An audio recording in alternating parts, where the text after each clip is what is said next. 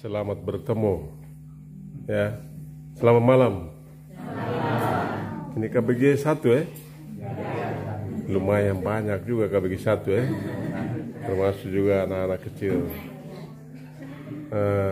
Memang orang selalu omong bahwa KBG itu mama dan anak-anak saja. Tapi KBG 1 di Beloto kah? Botung lingkungan Beloto membuktikan bahwa KBG kita bukan mama dan anak-anak saja, tetapi semua yang ada di KBG ini harus berkumpul karena ini rumah kita bersama. Rumah di mana kita bisa doa bersama. Itu di tahun program 2024 Keuskupan, doa bersama, arisan, kemudian misa, lalu makan bersama. Itu cara hidup jemaat perdana. Jadi ada makan bersama, ada evaluasi kegiatan kita. Jadi ketua KBG bisa memimpin evaluasi kegiatan KBG. Sesudah doa tidak boleh kita langsung bubar.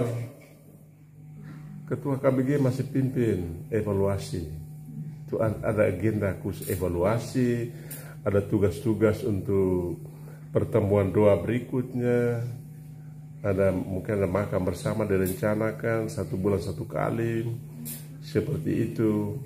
Hanya untuk mengungkapkan kebersamaan kita bahwa KBG ini adalah rumah kita bersama.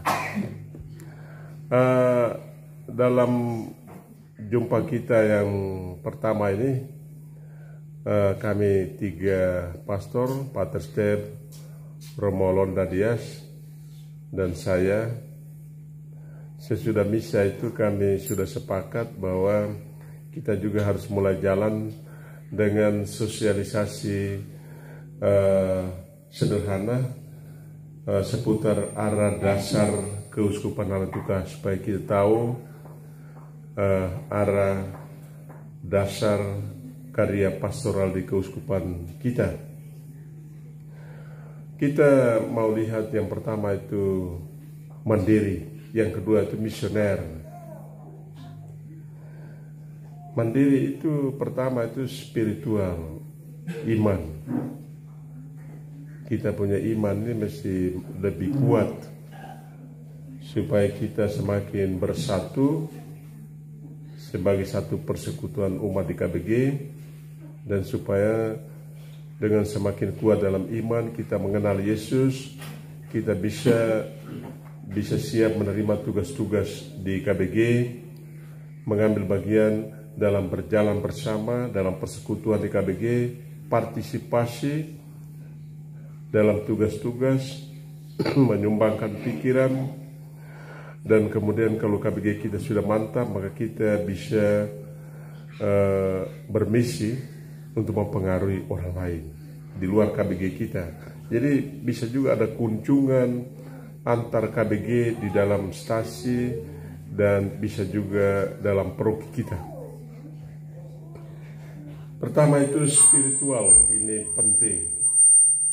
Kita selalu berkumpul untuk dalam doa, dalam mendengarkan sabda. KBG hidup dari sabda dan dari Ekaristi. Itu membantu supaya iman kita itu semakin kuat, supaya kita mengambil bagian dalam tugas-tugas gereja di KBG, di stasi, dan di paroki. Kalau kita sudah mantap di KBG, mungkin stasi akan tarik kita naik ke stasi, lalu paroki lihat kita cukup bagus dalam kerja tanggung jawab, paroki pasti ambil kita untuk urus lebih luas lagi tugas-tugas di paroki. Jadi Ekaristi itu selalu menjadi sumber kekuatan dan inspirasi. Dalam Ekaristi itu ada 2 meja, mimbar, sabda. Dengarkan sabda dulu, baru kita makan minum di meja Ekaristi, yang tadi Tuhan Yesus bilang, Aku adalah roti hidup dan siapa saja yang percaya kepadaku tidak akan lapar dan haus. Berikut itu, jadi ada 3 hal yang perlu kita perhatikan dalam kehidupan KBG, itu ibadat sabda atau sharing pengalaman, lalu menemukan jalan keluar dalam sabda. Katorde. Kamu punya katorde di KBG ini jalan tidak? Ada fasilitator tidak? Ada ya? Baik. Fasilitator itu ada latihan sejak kapan? Sudah lama kan? Kamu di sini ada berapa fasilitator? Ada 8 kelompok. Ada 8 kelompok itu. 8 KBG itu setiap KBG ada fasilitator. Oh, setiap KBG ada fasilitator ya, Bapak? Jadi kemarin saya di salah satu KBG lain, mereka bilang kami fasilitator tidak ada, jadi katorde ini tidak jalan. Itu tidak boleh terjadi. Bahan untuk katorde itu kami sudah siapkan di bulan April, lalu disusun lebih bagus di bulan September pertemuan pastoral kedua, lalu dicetak dan diturunkan ke KBG. Itu disiapkan 2 kali pertemuan pastoral. Bahan-bahan itu untuk kita gunakan sebagai pendidikan iman dalam KBG kita. Jadi katorde sharing kitab suci itu maksudnya supaya, dan ibadat sabda itu maksudnya supaya kita semakin mengenal Yesus. Perayaan sabda dan sakramen, di dalam perayaan sabda dan sakramen itu butuh partisipasi secara sadar aktif. Jadi kita ikut menyanyi dan berdoa, menyanyi. Kalau kita ikut ambil bagian dalam menyanyi, paduan suara gereja nih, ibu-ibu atau orang muda, tapi juga bapak-bapak juga menyanyi juga. Bentuklah satu paduan suara gereja nih. Dengan menyanyi itu kita berdoa 2 kali, atau dengan menyanyi gula darah turun normal, tekan darah normal. Semakin banyak menyanyi, kita lebih sehat. Yang kedua itu personal ya. Personal itu maksudnya selalu tersedia tenaga-tenaga di KBG, untuk KBG. Untuk urus KBG ini selalu tersedia tenaga. Jadi ada banyak orang yang terlibat dengan banyak karisma, dengan banyak kemampuan, akan memperkaya kehidupan gereja di komunitas basis gerejanya. Jadi kita mesti menghargai orang lain juga yang terlibat, yang terbuka, menghargai, supaya keterlibatan di dalam komunitas basis gereja itu semakin lebih banyak orang terlibat, karena kita saling menghargai satu sama lain. Itu personal. Jadi kita tahu tugas dan peran kita. Kita terima kekuatan dari Kristus, dari sabda dan sakramen, lalu kita mengambil bagian dalam tugas gereja di KBG, dan bersedia menjadi pelayan yang siap pakai. Kapan saja orang mau pakai, kita sudah selalu siap. Jangan ada orang katakan kami ini tidak bisa. Tidak bisa apa? Selalu siap. Jadi kita di dalam KBG ini merupakan satu tubuh. Ada pastor, ada bapak-bapak, ada ibu-ibu, ada suster juga. Si suster sudah ada belum? Belum ada ya? Tapi bahwa di paroki kita ini ada suster, ada frater, dan kita semua merupakan satu tubuh. Ada imam, ada awam, ada kaum religius, suster, frater, ada umat KBG, ada serikat gereja nih, ada Santana tidak sih? Santana banyak kan? Mama itu masuk Santana, kamu jangan tunggu rata tahap dulu baru masuk Santana. Bapak-bapak juga. Bapak-bapak juga masuk Komraria ya? Ada masuk Komraria? Ada Komraria di sini tidak? Tidak ada kan? Mesti masuk Komraria sudah itu. Bapak ini cukup banyak kan? Komraria itu hanya dibiarkan saja kamu di sini. Bapak pakai opah sudah masuk Komraria. Saya punya bapak dulu itu Komraria, jadi saya DP gereja bawa dari opah itu saya pegang tuh DP opah. Sampai di gereja, bapak buka opah dia pakai, lalu ambil bernika, cium dulu, baru dia kalungkan di leher. Saya lihat itu. Jadi berkat doa bapak dan mama Santa Ana, saya menjadi imam. Jadi itu. Sekarang sudah tidak ada. Hah? Dulu ada. Dulu ada ya Bapak? Komria dulu ada kan? Dulu. Sekarang tidak ada lagi. Sekarang pengikut yang tidak ada. Coba Bapak yang sudah meninggal selesai. Coba bapak-bapak hidupkan kembali Komria. Kalau bapak-bapak mau, kita undang orang dari Lantuka datang latih kamu. Dekat Lantuka tuh? Iya.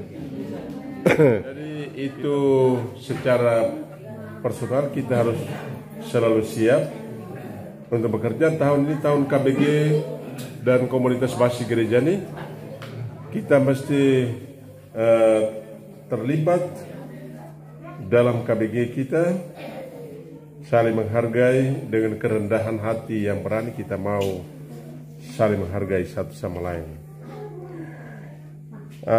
Jadi semua kebutuhan bersama itu siap kita kerjakan, siap kita selesaikan.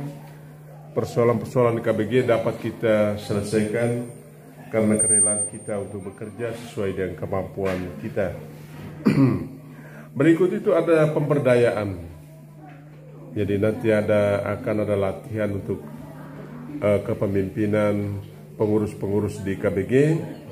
Ada rekoleksi untuk serikat gereja ini. Lalu ada pelatihan untuk fasilitator, pemazmur, lektor, juga latihan untuk berkhotbah, dan ada latihan untuk bendahara. Bendahara itu bulan Mei ini ada latihan. Keluarga-keluarga akan pegang satu buku yang namanya buku iuran. Jadi di dalam itu kalau kamu store kamu punya iuran ke Proki itu sudah dicatat. Kalau bendahara punya buku bendahara KBG hilang, maka kumpulkan buku-buku iuran keluarga, lihat kembali. Begitu pula juga bendahara ada punya buku, disiapkan. Dan ketua stasi juga ada punya buku. Jadi ada pemberdayaan akan kita laksanakan. Berikut finansial. Finansial itu tata kelola keuangan di keluarga dan di KBG. Kalau CU Sinar Saron di sini banyak ikut tidak? Banyak? CU Sinar Saron itu kamu jangan masuk langsung pinjam. Simpan dulu, jadi anggap itu kamu buang saja ke sana karena dana pokok itu akan berbunga, bunga juga akan berbunga, jadi uang kita akan bertambah. Jadi perlu simpan sampai ada usia pensiun, itu petani pensiun, guru pensiun itu di CU Sinar Saron. Dan Bapak Uskup minta supaya ada KBG yang menjadi model dari CU Sinar Saron. Kalau kamu punya KBG bisa diberdayakan seluruhnya menjadi KBG contoh, maka pengurus CU Sinar Saron itu akan datang untuk beri pelatihan cuma-cuma. Jadi yang terkait dengan finansial ini, tata kelola keuangan juga harus baik. Kamu ada arisan ke tidak sih? Kamu bawa uang seberapa di KBG?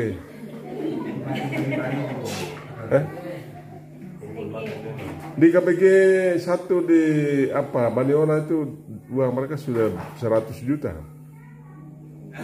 Jadi mereka pinjam, anggota-anggota pinjam ada satu mama tua, dia anak pergi ke Malaysia, dia bergabung di KBG itu, dia pinjam uang, beli sayur jual. Jadi bantu. Begitu pula iuran kamu. Botong ini terkenal dengan kemandirian.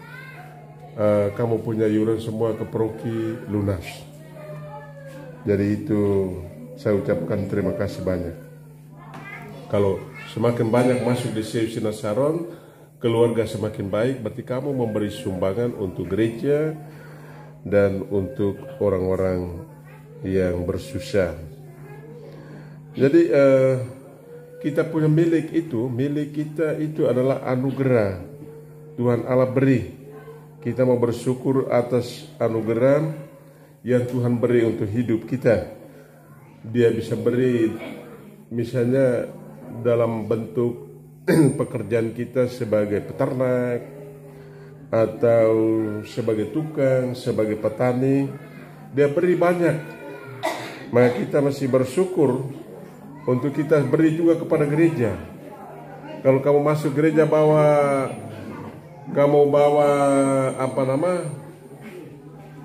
masuk gereja itu kamu punya dompet juga ada ikut serta, maka jangan kasih yang 1.000 rupiah saja. Semua dalam dompet itu kasih keluar itu. Kalau sudah bawa masuk gereja itu Tuhan Allah punya, bukan kamu punya lagi. Kasih keluar, nanti sebentar kamu keluar gereja itu Tuhan Allah beri lagi, lebih banyak lagi. Jadi itu yang persembahan syukur kita. Kita biasa bawa persembahan ke di gereja waktu ada misa, dan waktu orang bawa persembahan ke gereja, Tuhan pastor yang terima itu berkat kamu. Jadi kita terima kembali berkat, rezeki kita terima kembali dalam kerja-kerja kita. Itu iman kita. Komuni itu meneguhkan komunio, persaudaraan di KBG itu perlu kita bangun, karena inilah yang meneguhkan persaudaraan kita, solidaritas kita untuk saling membantu satu sama lain. Derma dalam misa itu tujuannya untuk apa? Derma dalam misa itu tujuannya untuk karya-karya kerasulan sosial karitatif, untuk kesejahteraan para pelayan, untuk ibadat ilahi seperti pengadaan sarana-sarana liturgis yang sangat kita butuhkan. Jadi derma di gereja itu sukarela dan percaya bahwa Tuhan akan beri semua. Tuhan akan mengganjari derma-derma kita di gereja itu. Hal yang berikut itu ada korban. Kita masih ada korban untuk memperkuat persaudaraan kita. Jadi korban ketimba dari Ekaristi, erupsi Gunung Labotobi. Derma kita atau iuran-iuran kita itu kita gunakan untuk misalnya untuk karya kerasulan, ibadat ilahi, amal kasih, tapi juga bantuan bagi kesejahteraan para pelayan, untuk kebutuhan gereja, pembangunan, dan lain sebagainya. Sekarang itu iuran pembangunan kamu untuk pasaran sudah kan? Sudah lunas ya? Kalau di Botong itu sudah lunas. Saya dengar dari Bendahara Proki Romo Londa Dias Yanto sudah lunas. Jadi kita terikat kewajiban untuk memajukan keadilan sosial dan membantu orang-orang miskin demi tujuan tadi. Kewajiban kita berderma itu berdasarkan hukum gereja. Jadi bukan kemauan Bapak Uskup atau kemauan pastor.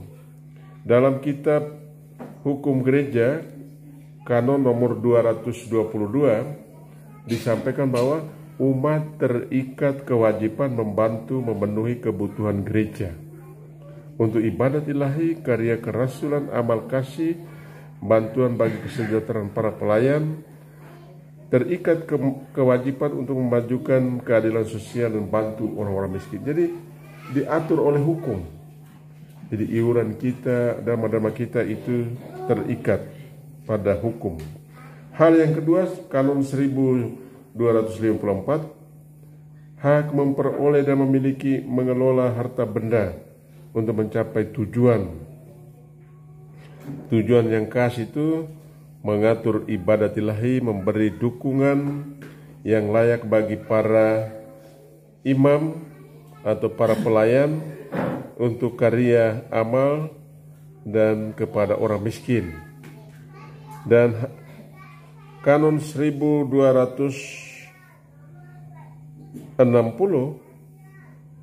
menyampaikan kepada kita bahwa hak asli, gereja punya hak asli untuk menuntut dari umat untuk beri harta benda demi kehidupan gereja. Jadi kita bertanggung jawab atas kehidupan gereja. Dan uskup melalui para imam mengingatkan umat dengan cara-cara yang baik dan cara yang tepat akan hak asli ini. Jadi beri derma adalah hak asli untuk kehidupan gereja. Umat mendukung gereja dengan bantuannya. Gereja menggerakkan berbagai sumber daya untuk membangun kesejahteraan umat dengan misalnya pemanfaatan sumber daya alam. Sumber daya alam bisa kita manfaatkan untuk kehidupan keluarga dan kehidupan gereja, terlibat dalam usaha pemberdayaan, misalnya arisan, UBSP. Di sini ada UBSP tidak? Ada ya, bagus. Di Pukaona juga ada koperasi CU dan lain-lain, CU Sinar Saron. Lalu hal yang lain itu misalnya menanggapi proses pemberdayaan dari pihak pemerintah, dari pihak pemerintah. Jadi pemberdayaan ada rupa-rupa pemberdayaan dari pihak pemerintah, kita bisa bekerja sama. Kemudian kita mempersembahkan sebagian dari penghasilan kita untuk kepentingan gereja melalui kolekte, melalui stipendium, iuran paroki, derma, aksi Natal Pasca, derma APP, intensi misa, sumbangan sosial untuk administrasi paroki, iuran dapur pastoran atau persembahan dalam misa dan lain sebagainya. Jadi persembahan-persembahan itu untuk sebagai dukungan bagi karya pastoral, bagi kesejahteraan para pelayan. Baik, kita juga tahu bahwa kita biasa minta misa untuk orang-orang meninggal ya. Kita bisa minta misa itu biasanya kita ada amplop, intensi dan lain sebagainya. Itu untuk apa? Supaya dari intensi dari wujud itu dalam misa imam memohon belas kasih Allah, pengampunan bagi orang-orang kekasih kita yang meninggal. Jadi intensi belas kasih yang kita bisa mengerti apa yang kita minta dalam doa-doa kita itu untuk kesejahteraan dan keselamatan sanak keluarga kita yang meninggal. Berikut aspek yang kedua yaitu misioner. Misioner itu maksudnya supaya kita yang pertama itu berbagi dan bersaksi kepada orang lain. Kita mulai mempengaruhi orang lain. Kalau hidup kita sudah lebih baik, mari kita mempengaruhi orang lain. Terbuka, bersaksi, berbagi, berdialog dan bekerja sama, merangkul pihak-pihak lain. Maka saya tadi bilang Apakah kamu ada kunjungan antar KBG? Ada atau tidak? Menerima nilai-nilai luhur dari luar, solider, penuh hormat dan kasih, bersikap hormat dan mengasihi orang lain. Itu maksudnya supaya kita menghargai lebih banyak orang terlibat dalam mengurus KBG kita. Ini yang mesti kita lakukan. Membangun KBG yang mandiri dan misioner. Kita perlu memelihara kebersamaan, solidaritas di antara kita perlu kita jaga dengan baik supaya KBG kita ini benar-benar tampil sebagai rumah bersama bagi seluruh warga.